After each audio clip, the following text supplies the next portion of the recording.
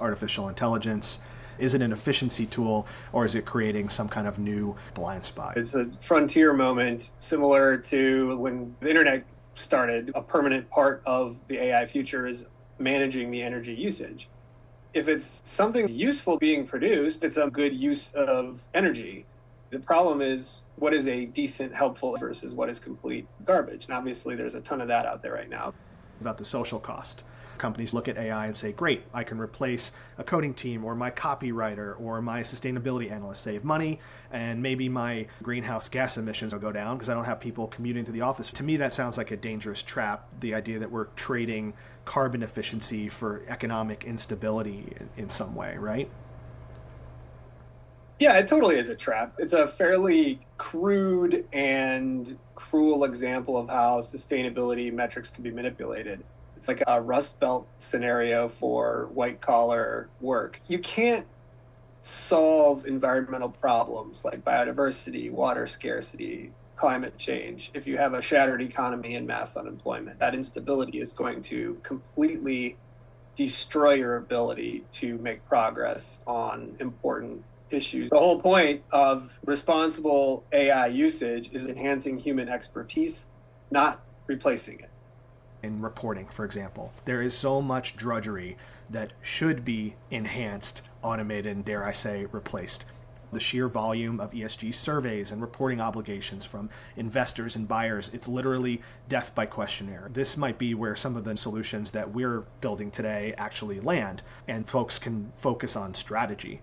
To talk about AI without acknowledging what it can do for professionals is insane. But what we've gotten used to in the sustainability profession, and it's honestly probably the worst part of this entire profession, is the sheer number of reinvention of the wheel that goes on a daily basis where you can't make progress at a big company because you have to deal with the constant drudgery of all these reporting regimes. California SB 261, just produce a report on the physical climate risks to your entire company and supply chain.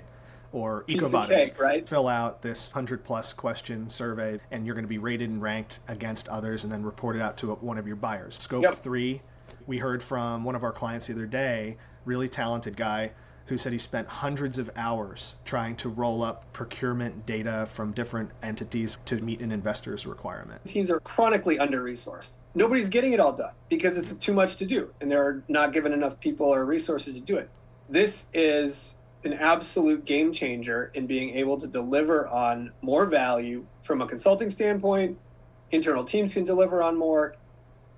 We just need to develop a little bit of know-how together with our clients so they can use the tools in the same way that we do. We've heard what the legal and IT departments are saying around proprietary company data. The risk isn't worth the reward. I think they're right to be cautious. Today's AI is literally built on stolen intellectual property.